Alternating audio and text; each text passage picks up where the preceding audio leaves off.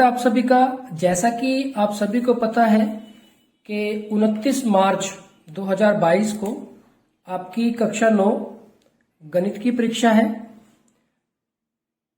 प्यारे बच्चों, गणित की परीक्षा की तैयारी के लिए हरियाणा बोर्ड ने एक सैंपल पेपर जारी किया है जिसमें उसने इम्पोर्टेंट क्वेश्चन दिए हुए हैं। तो आइए हरियाणा बोर्ड द्वारा जारी इस सैंपल पेपर का में किस तरह के जो क्वेश्चन आए हुए हैं इसके बारे में जानकारी प्राप्त करते हैं और इनका हल भी देखते हैं।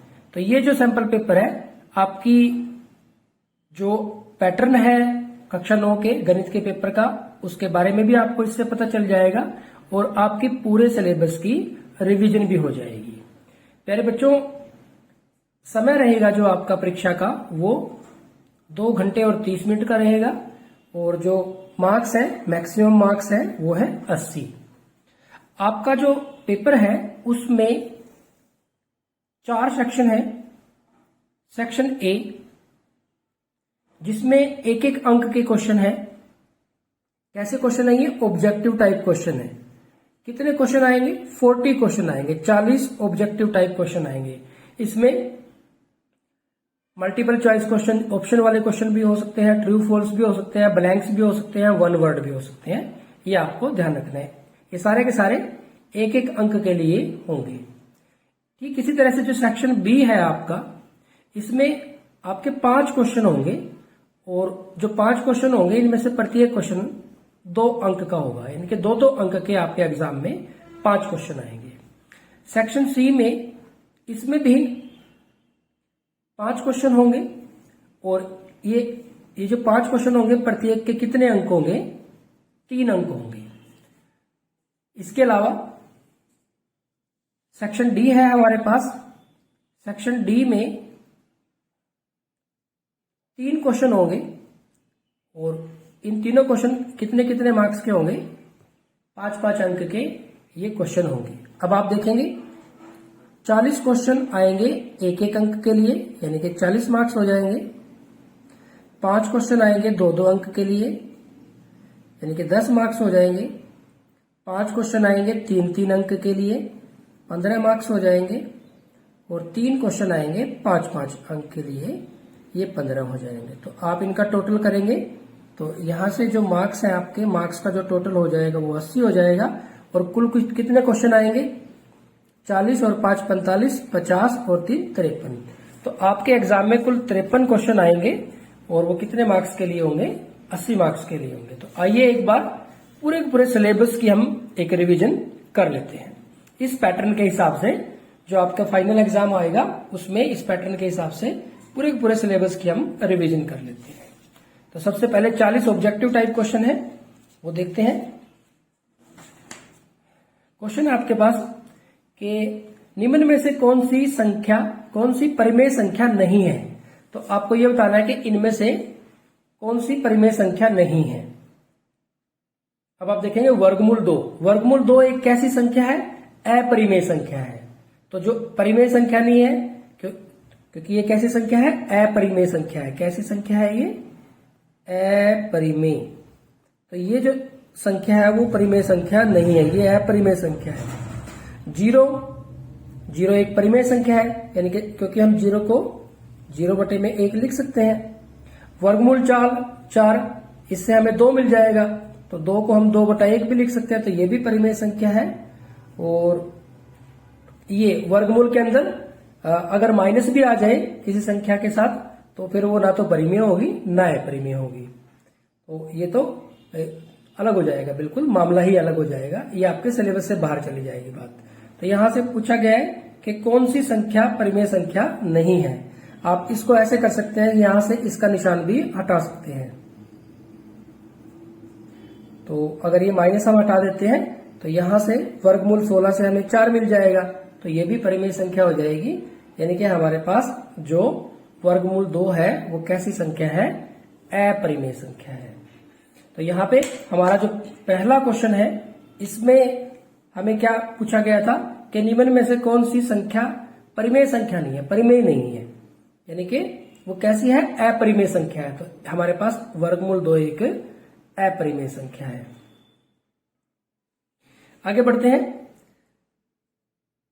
0.47 बार का p बटा क्यू रूप है, तो इसको p बटा क्यू रूप में हमें लिखना है। तो प्यारे बच्चों, इस तरह के क्वेश्चन को हम क्या करते हैं, हमारे पास इसको हम x के बराबर मान लेते हैं। ये हो गया 0.47 के ऊपर बार लगा हुआ ना, तो यानी कि 4747 ऐसे चलता रहेगा। अब इसको हम जब 10 से गुणा करेंगे तो ये 10x हो जाएगा और ये दशमलव खिसक के इधर आ जाएगा, तो ये आ जाएगा 4.74747 ऐसे चलेगा। अब देखो, इसमें से जब हम माइनस करेंगे तो ठीक ढंग से ये माइनस नहीं होगा, पूरा पूरा हमें नहीं मिलेगा, तो हम इसको 100 से गुणा करते हैं। तो अगर हम 100x लिखें तो हम यहाँ पे देखो, ये दशमलव है जो 2 अंक इधर सरक जाएगा, तो ये आ जाएगा 4.4747 ऐसे चलेगा। ये समीकरण 1, ये समीकरण 2 और ये समीकरण 3। अब हम क्या करते हैं, समीकरण 3 में से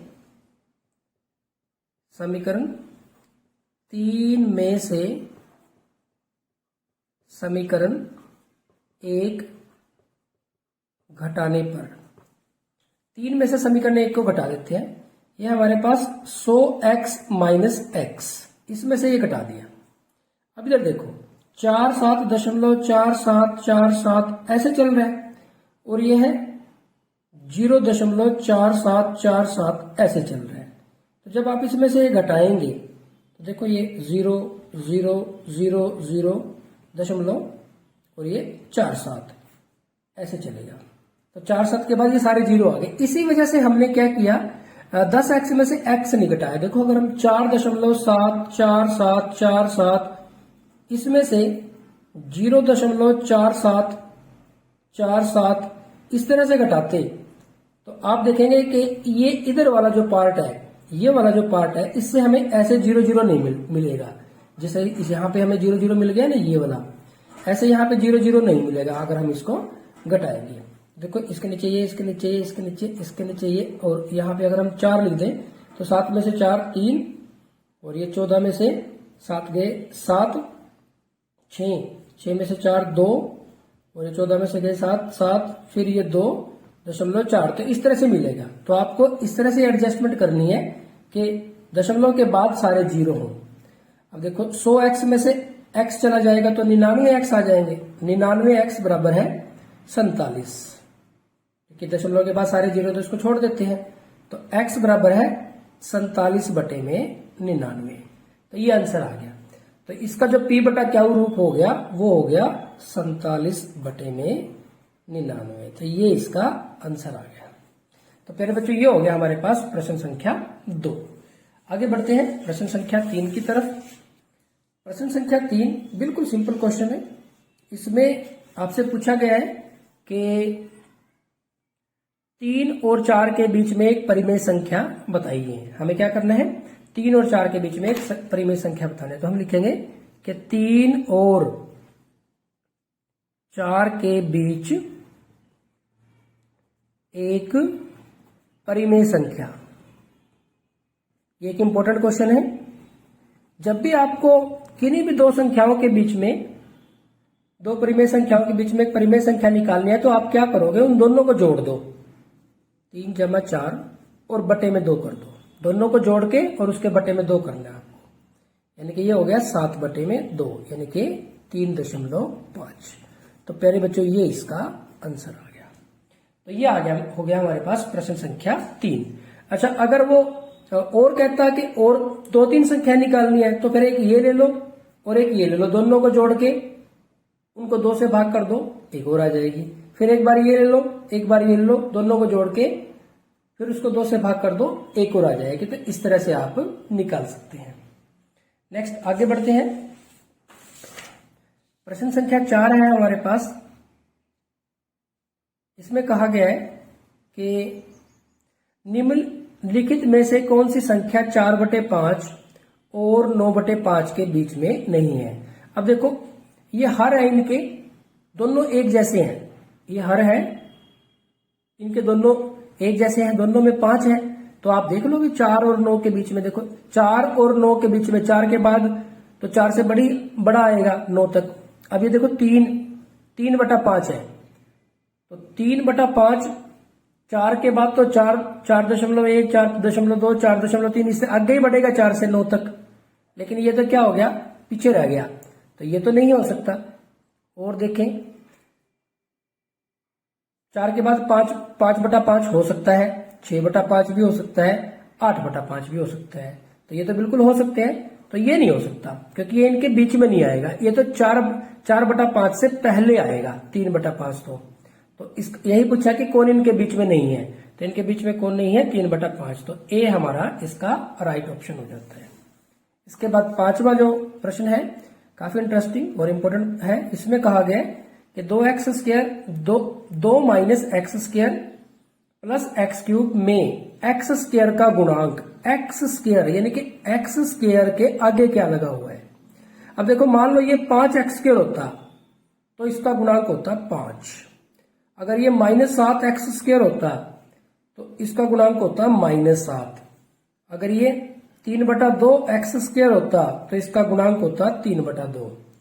अब इसमें x² का गुणांक है, ये है हमारे पास, ये नहीं देखो x², तो x² के लिए हमें ये लेना पड़ेगा सारा।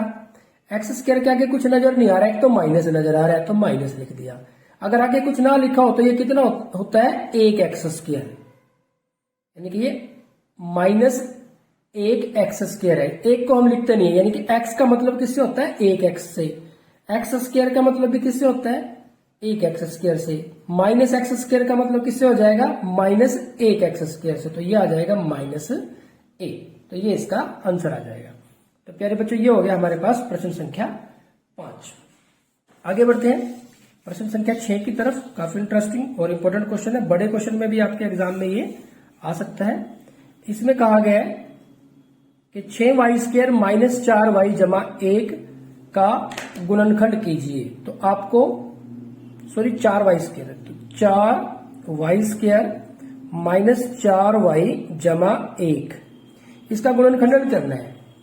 अब आप देखो गुणनखंड इसके बनाने हैं। एक तो तरीका आपके पास ये है कि आप इसको ऐसे कर लो, देखो जोड़ हमारे पास कितना होना चाहिए, जोड़ जो इसके साथ लगा हुआ है, कितना लगा हुआ है, -4, और गुना कितनी होनी चाहिए, इसकी और इसकी गुना, 1 गुना में 4 यानी कि 4। अब ऐसे दो टुकड़े सोचने हैं हमें, तो हमने इनको सोचा 2 और 2 की गुना करेंगे तो 4 हो जाएगा, जोड़ेंगे तब भी 4 आएगा, लेकिन -4 चाहिए तो दोनों को माइनस कर देते हैं। -2 और -2 -4 गुना करेंगे तो माइनस माइनस प्लस हो जाएगा। अब हम क्या करेंगे, इसकी जगह पे ये लिखेंगे y लगा के, 4y² - 2y - 2y = 1। अब इसमें देखो ये 4y² है और ये 2y है, देखो 4 और 2 से 2 कॉमन आ गया, ये y² है और ये y है तो एक y भी कॉमन आ गया। अंदर कितना आ गया हमारे पास, 2y - 1। अब 2y - 1, यहाँ पे -2y, यहाँ पे हमारे पास -2y + 1, तो माइनस हम बाहर कॉमन ले लेते हैं। अब ये आ गया 2y प्लस का हो गया और एक माइनस का हो गया, तो यहाँ पे अब देखो 2y - 1 यहाँ पे भी है और यहाँ पे भी है, तो 2y - 1 हम इसमें से कॉमन ले लेते हैं। अब यहाँ से तो बच गया 2y और ये सारा का सारा बाहर चला गया, तो अगर सारा का सारा बाहर चला जाता है तो उसकी जगह पे हम 1 लिखते हैं, तो ये हो जाएगा हमारे पास 2y - 1 इसका वर्ग, क्योंकि दोनों एक जैसे हो गए ना। तो आप देखो हमारे पास हमें सोल्व करने के बाद हमें क्या मिला, 2y - 1 इसका वर्ग। तो 2y - 1 इसका वर्ग आप देख लें इनमें से कौन से हमारे पास आ रहा है।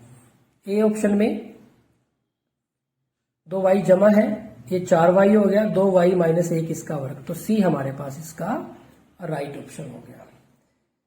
मेरे बच्चों इसको करने का एक दूसरा तरीका भी होता है, अगर आप इस क्वेश्चन को दूसरे तरीके से करना चाहें।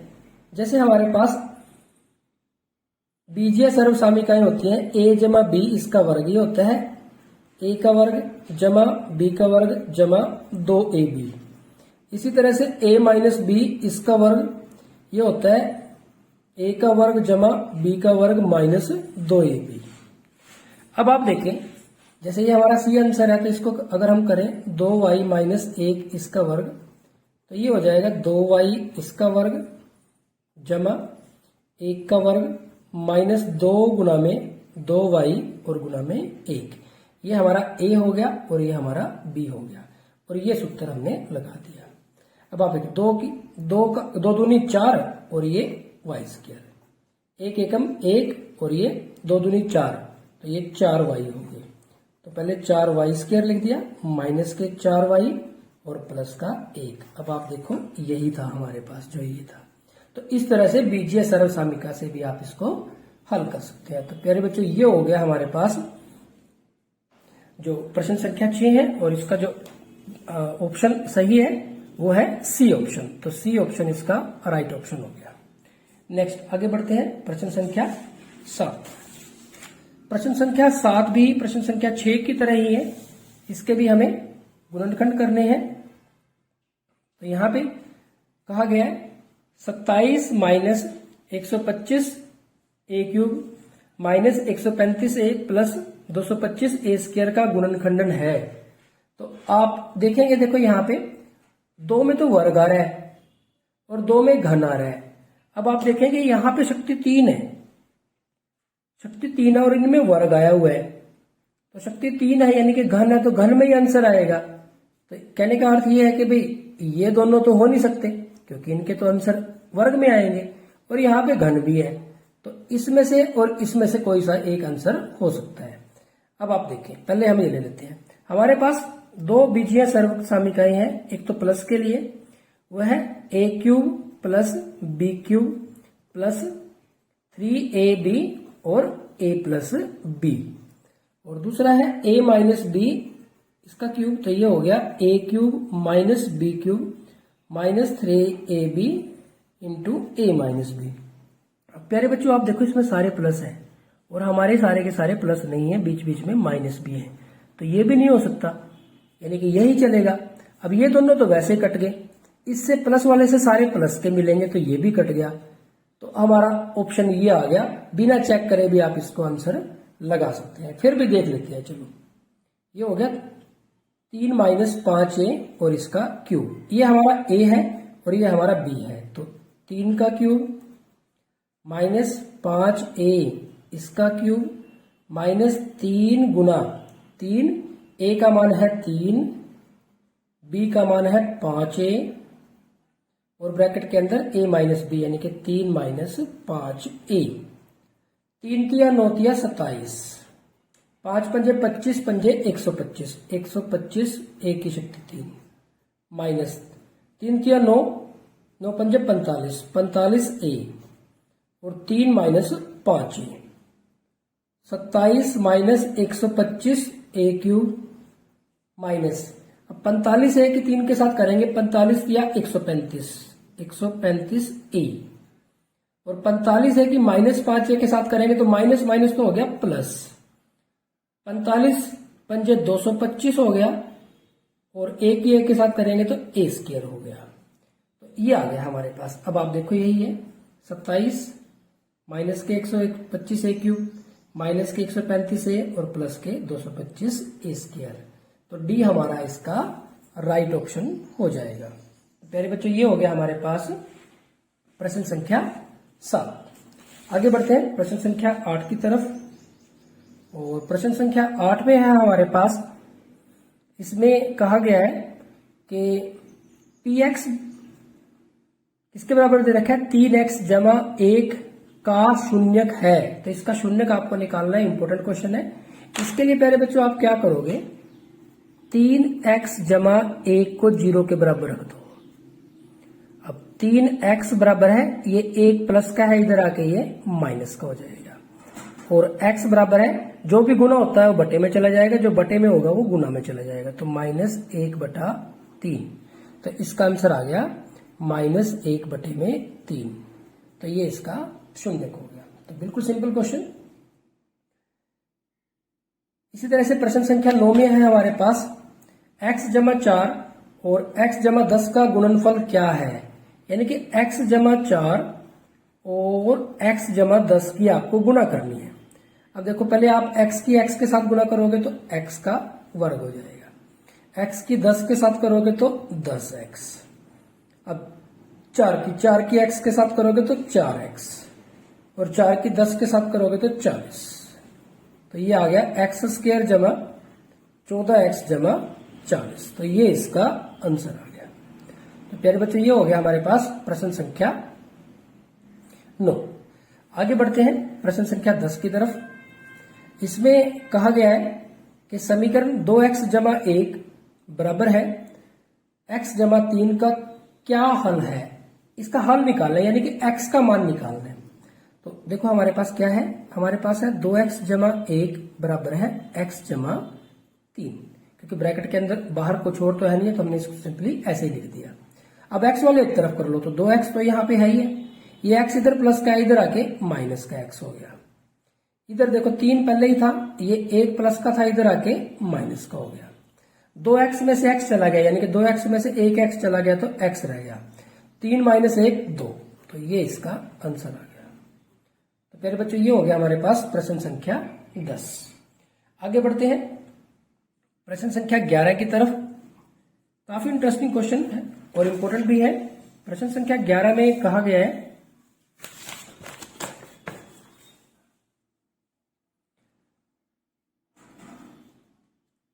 समीकरण x माइनस 2y बराबर 4 का हल है। a 0 2, b 4 0, c 1 1 और d 2 0। तो आपको क्या करना है, x की जगह पे तो ये मान रखना है और y की जगह पे ये मान रखना है और चेक करना है कि बात सही आती है या नहीं।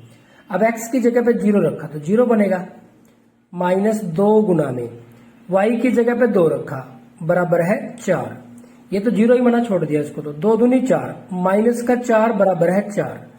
माइनस 4 और प्लस 4 आपस में बराबर नहीं होते, तो ये गलत हो गया। अब इस पे आ जाओ, x की जगह पे 4 रखना है और y की जगह पे 0 रखना है। x की जगह पे 4 रखो, 4 माइनस 2 गुना y की जगह पे 0 रखो बराबर है 4। ये तो 4 हुआ, 2 की 0 के साथ करेंगे तो 0 बराबर है 4, तो 4 बराबर है 4। ये बात सही आई, यानी कि यही इसका हल है। तो ये प्यारे बच्चों इसका आंसर आ गया। और आगे चेक करने की अब आपको जरूरत नहीं है, फिर भी अगर आप चेक करना चाहो तो कर सकते हो। x की जगह पे 1 रखेंगे और y की जगह पे भी 1 रखेंगे। 1 माइनस 2 गुना 1 बराबर है 4। 1 माइनस 2 एकम 2 बराबर है 4। 1 माइनस 2, तो ये माइनस के 1 रह जाए बराबर है 4, तो ये भी गलत हो गया। इसमें x की जगह पे 2 रखेंगे, y की जगह पे 0 रखेंगे। x की जगह पे 2 रखा, माइनस 2 गुना में y की जगह पे 0 रखा बराबर है 4। 2 माइनस 0 बराबर है 4, 2 बराबर है 4, तो ये भी गलत हो गया।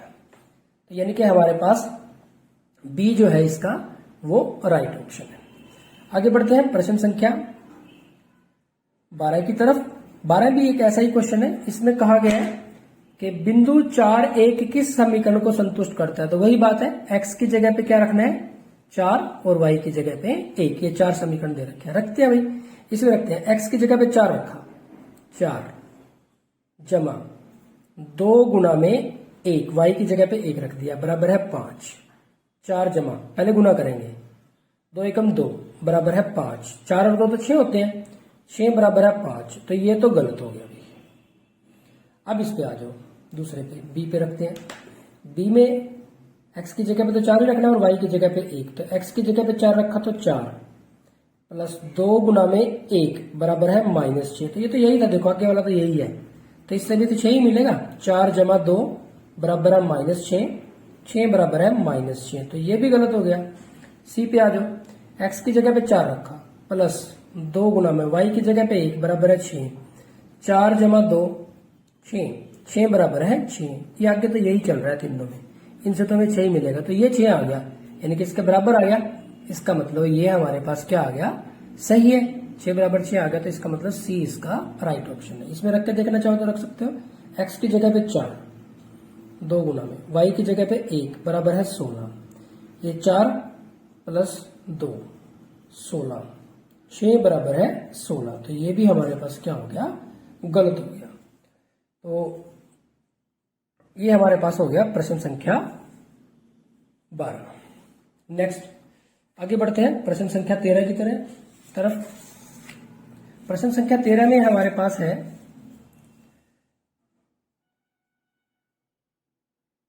यदि किसी घनाभ का आयतन 3x² माइनस 12x है तो इसकी विमाओं के लिए संभव व्यंजक होंगे। तो कोई घनाभ है हमारे पास, जैसे हमारे पास कोई घनाभ है तो उसका आयतन, घनाभ का आयतन क्या होता है हमारे पास, LBH, ये L, ये B और ये H। तो आयतन होता है हमारे पास, आयतन घनाभ का L गुना में B गुना में H। अब इसने कहा कि क्या क्या हो सकते हैं, क्या ये हो सकते हैं, तो आप इनकी गुना करके देख लो। ये एक को L मान लो, एक को B और एक को H। तो पहले वाला केस लें, अगर हम 3 गुना में x गुना में, इसको ब्रैकेट में लिख लेते हैं x जमा 4, ये 3x हो गए और ये x जमा 4। 3x की x के साथ करेंगे 3x² जमा 3 चौके 12x, तो ये 3x² माइनस 12x, तो ये तो नहीं हो सकता।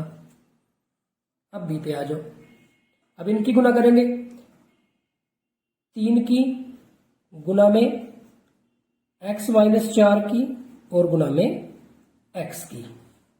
तो किसी की भी पहले कर लो, किसी की बाद में कर लो, उससे कोई फर्क नहीं पड़ता। तो पहले हम 3 की और x की कर लेते हैं। 3x और अंदर है x minus 4, x minus 4। 3x की x के साथ करेंगे 3x² माइनस 3 चौके 12x, तो 3x² माइनस 12x, तो यही तो था हमारे पास, 3x² माइनस 12x। ठीक है, बिल्कुल 3x² माइनस 12x। तो ये हमारे पास भी इसका राइट ऑप्शन आ गया। इसी तरह से सी को और चेक कर लें, देखिए -3 है गुना में -x है गुना में -x माइनस 4 है। -3 की और -x की करें तो 3x हो गया, प्लस का हो गया, और गुना करनी है -x माइनस 4 की। 3x की -x के साथ करेंगे तो -3x², और 3x की -4 के साथ करेंगे तो -12x, तो दोनों प्लस के बन गए। ये प्लस का है और ये माइनस का, तो ये भी नहीं हो सकता। वैसे भी हमें बी से हमारा जो आंसर है वो मिल गया है। नेक्स्ट आगे बढ़ते हैं प्रश्न संख्या 14 की तरफ, और इसमें कहा गया है कि जो बिंदु है हमारे पास 5 - 7 कौन से चतुर्थांश में है। इसका बिल्कुल आसान सी ट्रिक है, आप देखेंगे इसको, देखो यहां पे,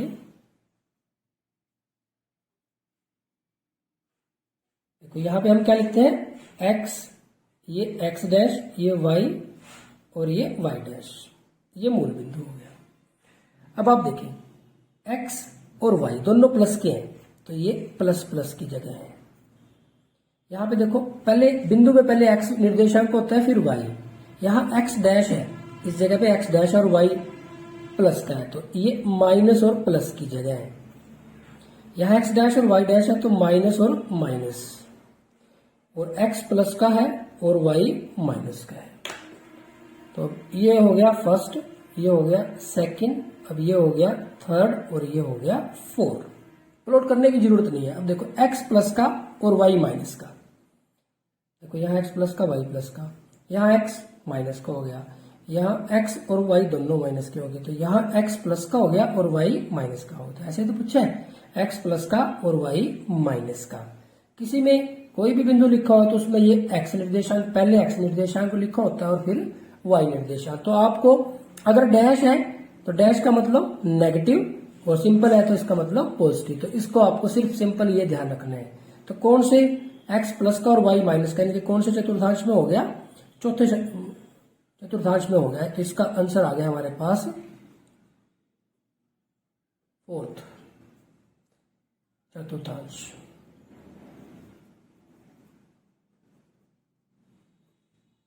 पहले बच्चों ये हो गया हमारे पास प्रश्न संख्या 14। आगे बढ़ते हैं प्रश्न संख्या 15 की तरफ। इसमें कहा गया बिंदु 0, 0 जहां x अक्ष और y अक्ष परस्पर प्रतिच्छेद करते हैं। देखो ये हमारा x अक्ष और ये हमारा y अक्ष, थोड़ा तिरछा हो गया लेकिन आप समझ लेना। तो या फिर हम दोबारा बना लेते हैं। तो यहाँ पे जैसे ये हमारे पास x अक्ष है और ये हमारे पास y अक्ष है, ऐसे करते हैं हम, एक्स एक्स डैश लिख लेते हैं, यहाँ वाई प्लस और यहाँ वाई माइनस। ये जहां पे दोनों मिलते हैं वहां पे हम ओ लिखते हैं, यानी कि ये 0 0 है, तो इसको हम क्या कहते हैं, मूल बिंदु। बिंदु 0 0 जहां एक्स एक्स और वाई एक्स परस्पर प्रतिच्छेद करते हैं उसे क्या कहते हैं, मूल बिंदु, उसे मूल बिंदु कहते हैं। काफी इंपॉर्टेंट क्वेश्चन है ये भी। नेक्स्ट है हमारे पास 16, बिंदु -4 -3 का भुज और कोटि क्या है। जो एक्स निर्देशांक है वो तो है भुज, और जो वाई निर्देशांक है वो है कोटि। तो इसका भुज हो गया -4, देखो x बराबर है -4, और कोटि हो गया इसका -3, y बराबर है -3। तो पहला ही हमारा ऑप्शन है जो इसका राइट ऑप्शन है। ध्यान रखेंगे, पहले वाला भुज x निर्देशांक भुज और y निर्देशांक कोटि। नेक्स्ट आगे बढ़ते हैं प्रश्न संख्या 17 की तरफ, और इसमें कहा गया है कि बिंदुओं 0 0 0 2 2 2 और 2 4 को मिलाने पर कौन सी आकृति प्राप्त होती है। तो कैसी आकृति आपको प्राप्त होगी जब हम इनको मिलाते हैं। तो यहां से हम प्रयास करते हैं इसको बनाने का। देखो हम क्या करते हैं, इसको हम इस तरह से ले लेते हैं और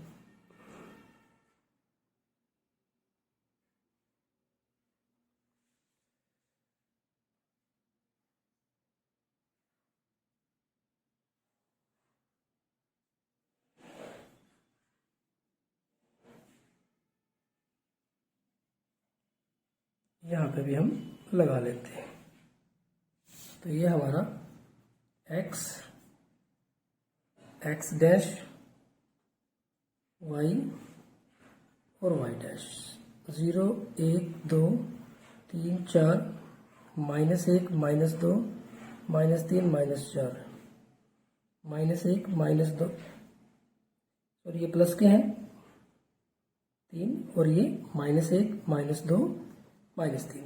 अब देखो 0 0 0 0 हमारे पास ये रहा। उसके बाद है x0 y2, y(x) पे x का मान 0 होता है, तो x 0 है, y(x) पे मिलेगा y2 ये रहा। उसके बाद है x2 y2, x2 ये रहा, y2 इसकी सीध में यहां पे चले जाएंगे, और x2 है y0 है, y का मान 0 x पे होता है, तो x2 ये रहा, y0 यहीं पे मिलेगा। तो जब हम इसको मिलाएंगे, जब हम इसको मिलाते हैं तो ये थोड़ा आप इसको देख लेना, यहाँ से ये ऐसे मिल गया, यहाँ से ये ऐसे मिल गया, और ये यहाँ से ऐसे मिल गया। तो आप देखेंगे यहाँ से यहाँ तक भी देखो 2 है, 1 और 2, यहाँ से यहाँ तक भी 2 है, यहाँ से यहाँ तक भी 2 है, यहाँ से यहाँ तक भी 2 है। तो ये कैसी आकृति आपको प्राप्त होगी, सारी भुजाएं बराबर है और समान दूरी पर है, कोण भी 90 डिग्री के हैं क्योंकि रेखाएं बिल्कुल सीधी हैं। तो ये हमें क्या प्राप्त हो गया, वर्ग, क्योंकि ये सारी यहां से यहां तक भी 2, यहां से यहां तक भी 2, यहां से यहां तक भी 2, यहां से यहां तक भी 2, तो ये हमें वर्ग प्राप्त हो गया। ये हमारे पास इसका आंसर आ गया। नेक्स्ट आगे बढ़ते हैं प्रश्न संख्या 18 की तरफ। इसमें कहा गया है त्रिभुज की किन्हीं 2 भुजाओं का योग तीसरी भुजा से, त्रिभुज कैसी भी त्रिभुज हो, किसी भी प्रकार की त्रिभुज हो, उसकी कोई सी भी 2 भुजाएं आप लेंगे, उनका जो जोड़ होगा, उनका जो योग होगा वो तीसरी भुजा से अधिक होता है, ज्यादा होता है, बड़ा होता है, कुछ भी आप लिख सकते हो। तो त्रिभुज की किन्हीं भी 2 भुजाओं का योग तीसरी भुजा से अधिक होता है, या ज्यादा होता है, या फिर बड़ा होता है, आप कुछ भी लिख सकते हैं। नेक्स्ट आगे बढ़ते हैं प्रश्न संख्या 19 की तरफ। और प्रश्न संख्या 19 में कहा गया, पूछा गया है हमसे कि एक आयत के विकर्ण कैसे होते हैं, बराबर होते हैं। आयत के जो विकर्ण हैं वो कैसे होते हैं, बराबर होते हैं। तो ये हो गया हमारे पास प्रश्न संख्या 19। 20वें प्रश्न में पूछा गया है कि यदि किसी चतुर्भुज के विकर्ण परस्पर समकोण पर प्रतिच्छेद करें तो यह आकृति क्या होगी। तो प्यारे बच्चों, चैप्टर 8 में आपके पास जिसका नाम है चतुर्भुज, इसमें चतुर्भुजों से संबंधित बहुत सारे गुण हैं। आप इस चैप्टर का जो सारांश है वो जरूर पढ़ लें, क्योंकि आपको यहां से 1 या 2 प्रश्न इस तरह के अवश्य आपको मिल जाएंगे। यहां कहा गया है यदि किसी चतुर्भुज के विकर्ण परस्पर समकोण आ गया, समकोण पर प्रतिच्छेद करें तो यह आकृति क्या है। समांतर चतुर्भुज, वर्ग, सम चतुर्भुज और समलंब। तो यह आकृति हमारे पास क्या हो जाएगी, सम चतुर्भुज। तो ये आपने प्यारे बच्चों ध्यान रखना है। तो अगर आप देखें यहाँ पे सारांश में, आप इन सारांश को बहुत अच्छे से, 8वें चैप्टर का ये सारांश है, इसमें से आपको कोई ना कोई क्वेश्चन जरूर मिलेगा। तो यहाँ पे हमारे पास है जो सम चतुर्भुज के विकर्ण है परस्पर समकोण पर समद्विभाजित करते हैं, समकोण पर प्रतिच्छेद भी करते हैं और दोनों विकर्ण एक दूसरे को 2 बराबर भागों में भी बांटते हैं। समद्विभाजित तो अगर आप देखेंगे समद्विभाजित तो समांतर चतुर्भुज में भी करते हैं।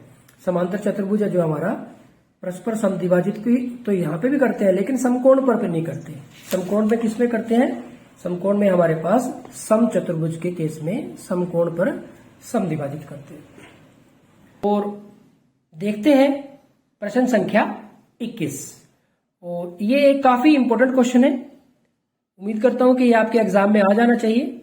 इसमें कहा गया है एक ही वृत्तखंड के कोण डैश होते हैं। तो ये वृत्तों से संबंधित एक महत्वपूर्ण गुण है कि एक ही वृत्तखंड के कोण कैसे होते हैं, समान होते हैं। एक ही वृत्तखंड के कोण समान होते हैं। तो ये आपको ध्यान रखना है, समान या फिर बराबर, दोनों में से आप कोई भी लिख सकते हैं, समान भी लिख सकते हैं और बराबर भी लिख सकते हैं। आगे बढ़ते हैं प्रश्न संख्या 22 की तरफ। इसमें कहा गया है कि एक चक्रीय चतुर्भुज है। पहले बच्चों, चक्रीय चतुर्भुज वो होती है जिसके चारों शीर्ष एक वृत्त की परिधि पर हो। जैसे देखो A B C D, ये जो चारों शीर्ष है A B C और D, एक ये वृत्त की जो परिधि पर है। एक चक्रीय चतुर्भुज ABCD में AOC वृत्त का व्यास है। तो देखो ये जो AOC है ये वृत्त का व्यास है। कोण CAD 50 डिग्री का है। कोण CAD ये कोण 50 डिग्री है। तो कोण ACD का मान बताना है। हमें बताना है कोण ACD, इस कोण का हमें मान बताना है। चलिए बच्चों, इसके लिए आप देखें, जैसे हमारे पास एक वृत्त है, कोई भी एक आप वृत्त अपने दिमाग में सोच लें। ये वृत्त का केंद्र है। तो वृत्त के केंद्र से जो जीवा गुजरती है वो व्यास होती है। सबसे बड़ी जीवा भी कहते हैं, इसको व्यास भी कहते हैं।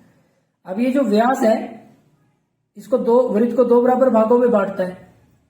इस ऊपर वाले को भी हम अर्धवृत्त बोलते हैं, नीचे वाले को भी अर्धवृत्त। अर्ध मतलब आधा वृत्त। और हमारे पास एक गुण होता है कि अर्धवृत्त में बना कोण समकोण होता है। अर्धवृत्त में बना कोण समकोण होता है, यानी कि 90 डिग्री का होता है। तो अर्धवृत्त में कहीं भी कोण बने ये 90 डिग्री का होता है। अब आप देखो कि AOC ये वृत्त का व्यास है, तो ये हमारे पास अर्धवृत्त हो जाएगा। ये हमारे पास अर्धवृत्त हो गया। और ये देखो अर्धवृत्त में बना कोण हो गया ये वाला। तो ये वाला जो कोण हो गया वो 90 डिग्री का हो गया। तो ये अगर 90 डिग्री का हो गया और ये 50 डिग्री है, हमें पता है कि त्रिभुज के तीनों कोणों का जोड़ 180 डिग्री होता है। तो 90 और 50 140 हो गए। तो ये वाला कोण कितने डिग्री का आ जाएगा, 40 डिग्री का। क्योंकि ऑब्जेक्टिव टाइप क्वेश्चन है तो सीधा ही आपको आंसर लिखना है। तो आप लिख सकते हो कि कोण ACD बराबर है 40 डिग्री। तो ये हमारे पास हो गया इसका प्रश्न संख्या 22। आगे बढ़ते हैं प्रश्न संख्या 23 की तरफ। 23 में प्रश्न में हमारे पास है वृत्तों से संबंधित गुण ही हमारे पास यहाँ पे दिए गए हैं। इसमें कहा गया है कि वृत्त का केंद्र वृत्त के डैश में स्थित होता है। कि जो वृत्त का केंद्र होता है, जैसे मान लो ये हमारे पास एक वृत्त है,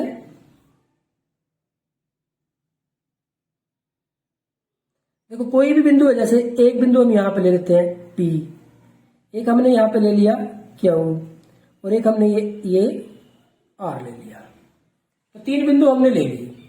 तो जो P बिंदु है वो वृत्त के अभ्यंतर में है, और जो Q बिंदु है वो वृत्त पर है, वृत्त पर है या वृत्त की परिधि पर है, और जो R बिंदु है वो वृत्त के बाहर है, बहिर्भाग में है। तो अब यहां से देखो वृत्त का केंद्र तो यहां बीच में होगा, तो वृत्त के अंदर ही तो होगा। वृत्त का केंद्र वृत्त के डैश में स्थित होता है, बहिर्भाग में, बाहर नहीं, परिधि ऊपर नहीं, अभ्यंतर अंदर, तो बिल्कुल सही है। परिमाप और परिधि ये हो गया हमारे पास। तो अभ्यंतर में स्थित होता है, अंदर स्थित होता है, तो ये हमारे पास इसका आंसर आ गया। क्वेश्चन नंबर 24 काफी इंपॉर्टेंट क्वेश्चन है।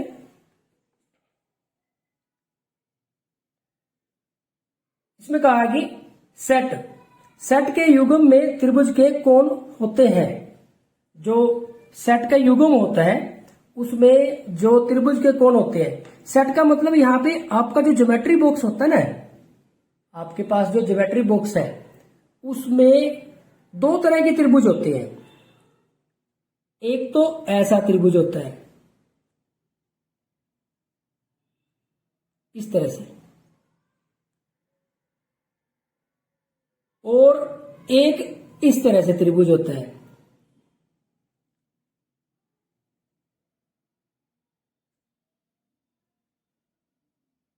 एक के तो जो कोण होते हैं वो 90 डिग्री, 30 डिग्री और 60 डिग्री होते हैं, और एक के जो कोण होते हैं वो 45 डिग्री, 45 डिग्री और 90 डिग्री होते हैं।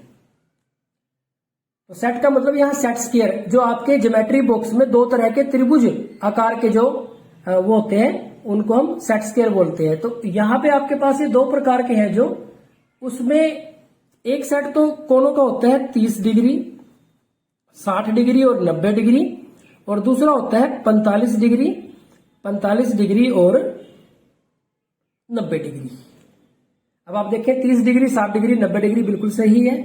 30, 30, 45 ये त्रिभुज के कोण नहीं हो सकते, क्योंकि त्रिभुज के तीनों कोणों का जोड़ 180 डिग्री होता है।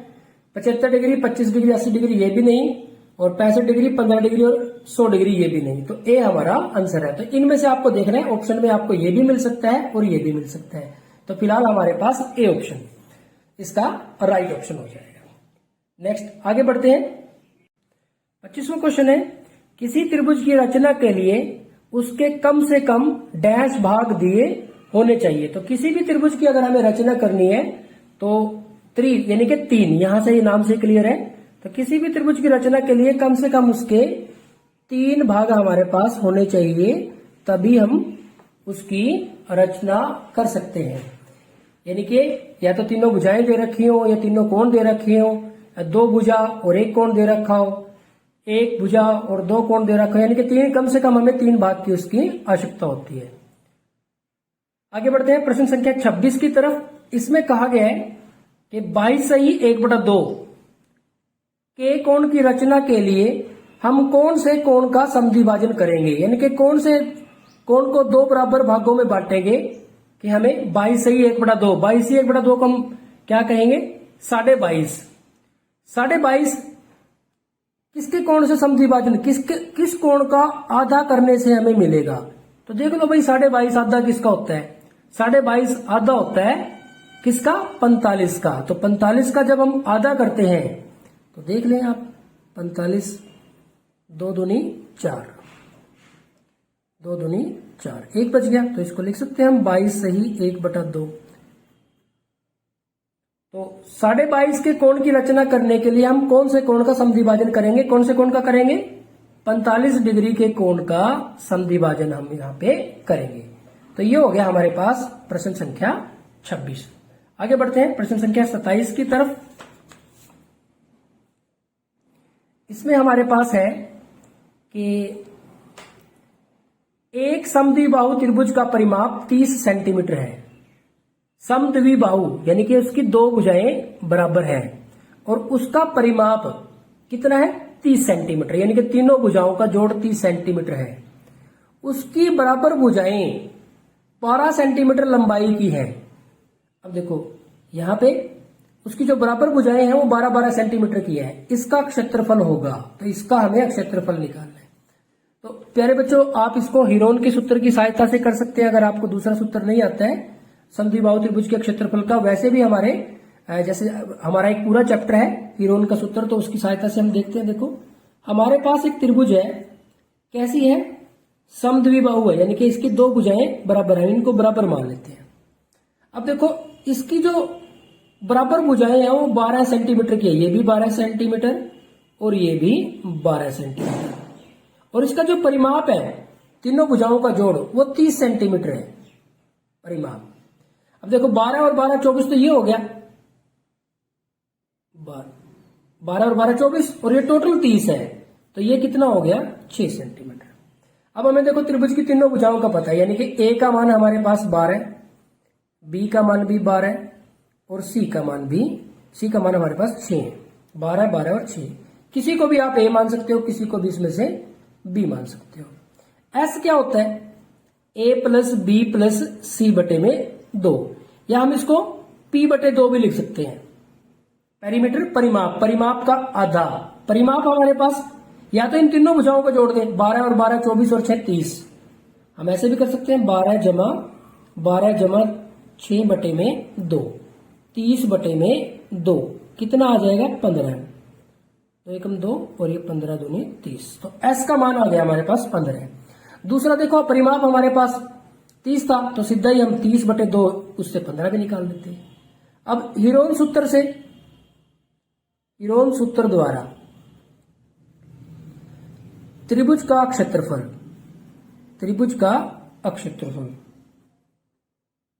ये होता है वर्गमूल एस माइनस ए, एस माइनस बी और एस माइनस सी। तो आप देखेंगे कि एस का मान 15 है, 15 और ये 15 माइनस ए, ये हमारे पास 12, फिर 15 माइनस बी, बी भी 12, और फिर 15 माइनस सी, सी हमारे पास है 6। तो ये आ गया हमारे पास 15 गुना में 15 माइनस 12 3, 15 माइनस 12 3 और 15 माइनस 6 9। अब आप देखें इस 15 के भी टुकड़े बना ले, 3 गुना में 5, 3 गुना में 3, इसके 3 गुना 5 लिखा, ये 3 गुना 3 ये है हमारे पास, और 9 के भी 3 गुना में 3 लिख देते हैं। अब देखो इस 3 से एक 3 बाहर चला जाएगा, इस 3 से एक 3 बाहर चला गया, 3 गुना में 3, और बाकी का अंदर ही बच गया 3 और 5, 3 3 9। यहाँ पे हमारे पास इन दोनों 3 से एक 3 बाहर आ गया, इन दोनों 3 से एक 3 बाहर आ गया, और ये 3 गुना में 5 ऐसे लिख दिया, 3 3 9 हो गया हमारे पास, और ये वर्गमूल 15। तो 9 वर्गमूल 15 सेंटीमीटर स्क्वायर ये आ गया। अब आप ढूंढ लें इसमें 8 वर्गमूल 15, 7 वर्गमूल 12, 9 वर्गमूल 15, 15 वर्गमूल 15, तो 9 वर्गमूल 15, सी इसका राइट ऑप्शन हो जाएगा। तो प्यारे बच्चों ये हो गया हमारे पास प्रश्न संख्या 27। आगे बढ़ते हैं प्रश्न संख्या 28 की तरफ। प्रश्न संख्या 28 में कहा गया है कि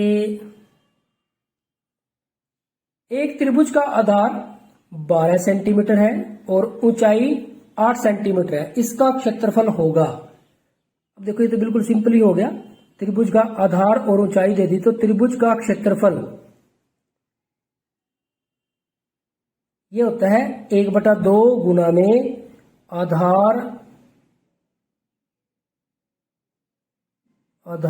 गुना में ऊंचाई, 1/2 आधार का मान है 12 और ऊंचाई है 8, 2 एकम 2, 2 6 12, 6 8 48। त्रिभुज का क्षेत्रफल है तो वर्ग सेंटीमीटर, क्योंकि सेंटीमीटर में। तो प्यारे बच्चों ये इसका आंसर आ गया। तो ये हो गया हमारे पास प्रश्न संख्या 28। आगे बढ़ते हैं प्रश्न संख्या 29 की तरफ। प्रश्न संख्या 29 में हमारे पास है ए भुजा वाले समबाहु त्रिभुज का क्षेत्रफल। तो समबाहु त्रिभुज का क्षेत्रफल, इसका सूत्र होता है वर्गमूल 3 बटे में 4 ए स्क्वायर, क्योंकि भुजा क्या है ए। अगर यहां x लिखता तो वर्गमूल 3 बटा 4 एक्स स्क्वायर, यहां कुछ भी नहीं लिखता तो तब भी ऐसे लिख सकते थे, या फिर वर्गमूल 3 बटे 4 गुना में भुजा इसकी शक्ति 2, दोनों में से कोई सा भी लिख सकते हो। तो ये बेटर है आप यही लिखें। ये हो गया हमारे पास प्रश्न संख्या 29। आगे बढ़ते हैं प्रश्न संख्या 30 की तरफ। सिंपल क्वेश्चन, फॉर्मूला पूछा गया है आपसे।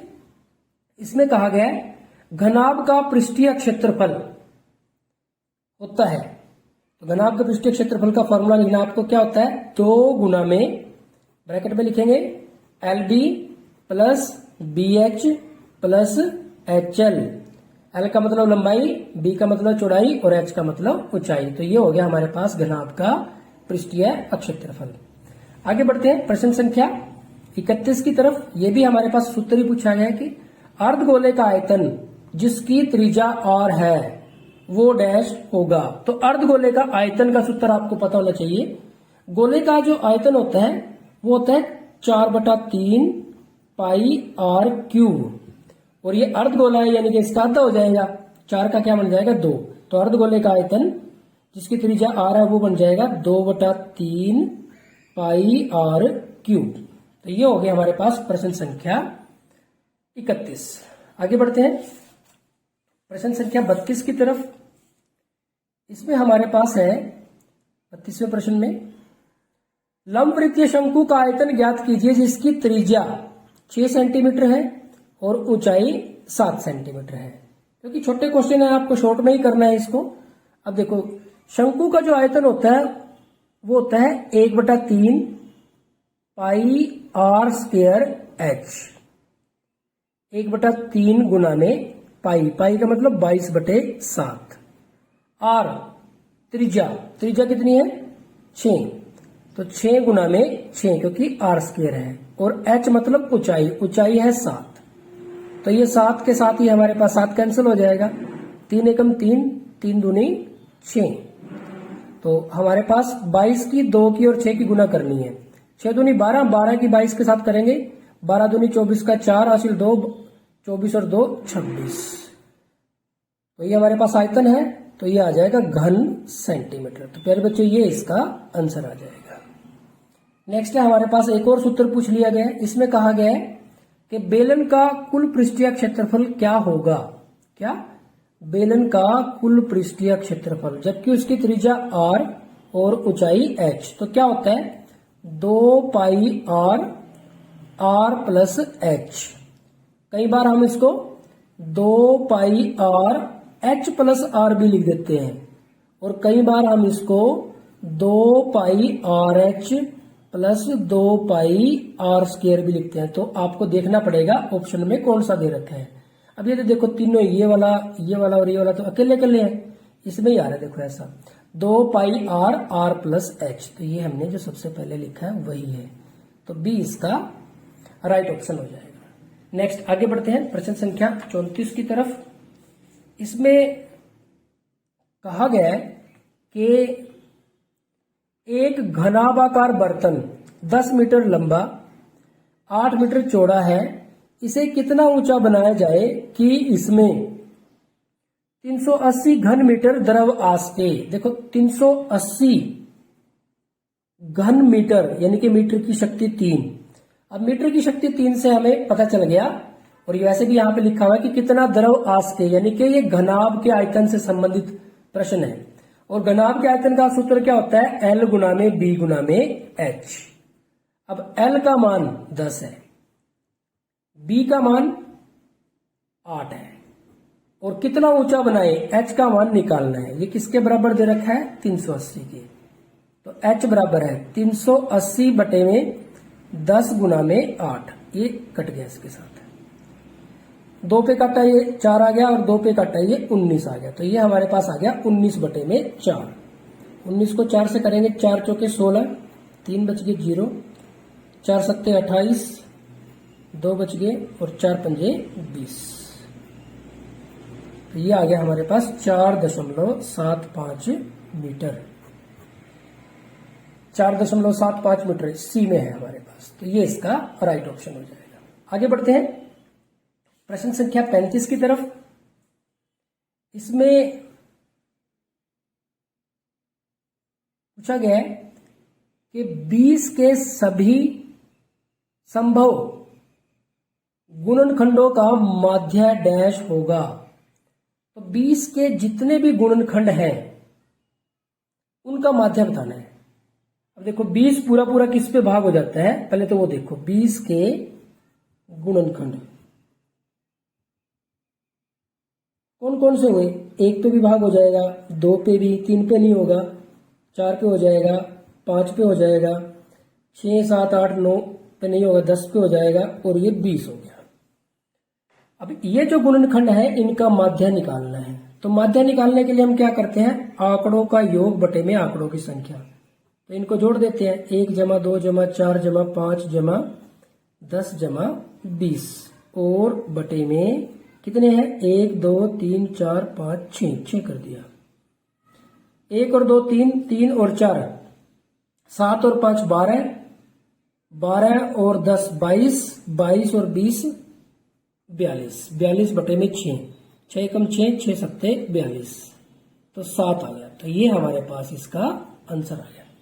तो प्यारे बच्चों ये हो गया हमारे पास प्रश्न संख्या 35। काफी इंटरेस्टिंग, थोड़ा सा घुमा के क्वेश्चन पूछा गया कि 20 के सभी गुणनखंड। तो पहले तो हमने सारे गुणनखंड निकाले और फिर हमने माध्य का सूत्र लगा के माध्य निकाल दिया।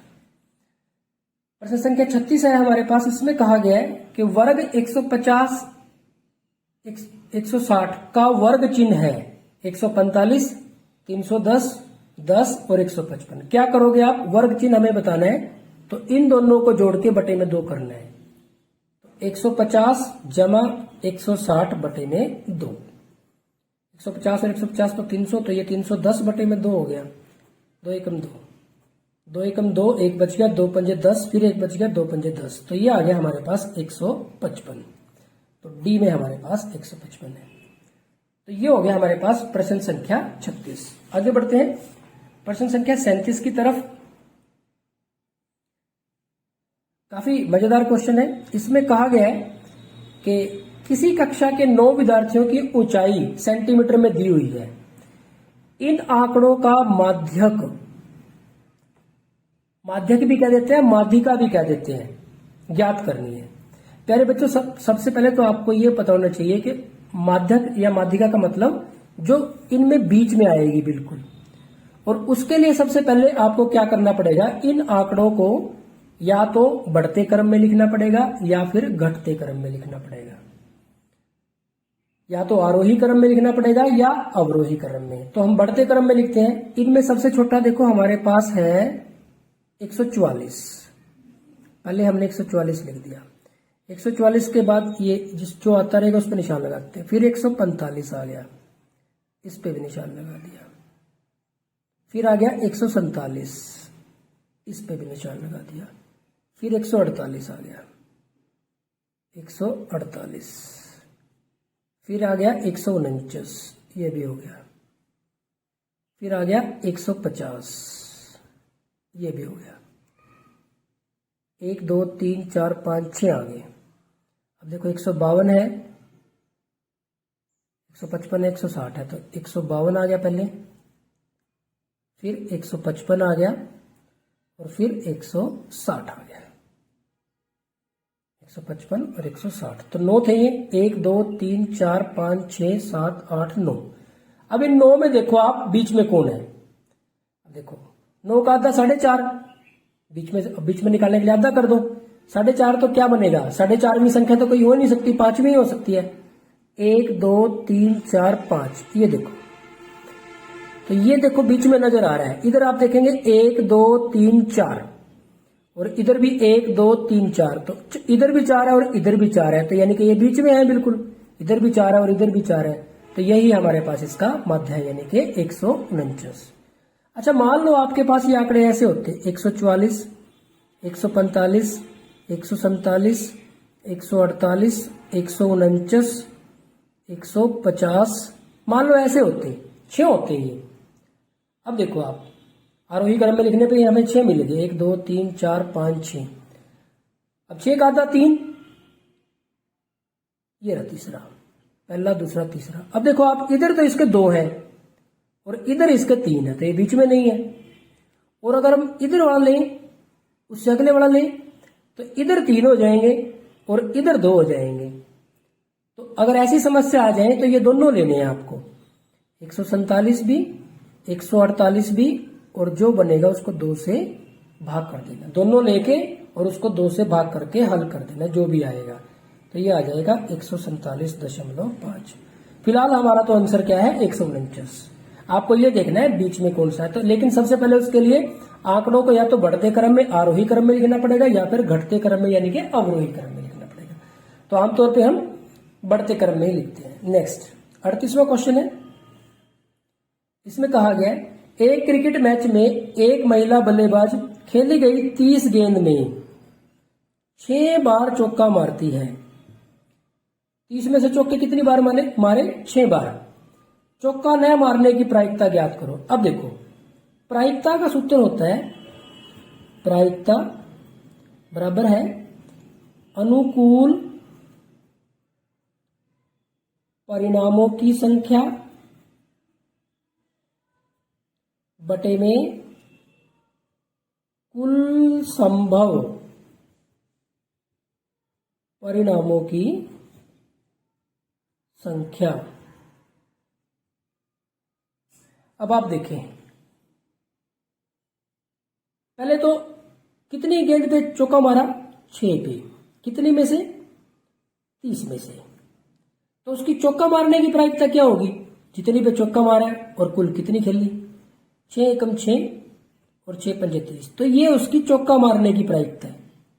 लेकिन पूछा क्या है, चौका न मारने की प्रायिकता। तो इसको 1 में से घटा देंगे।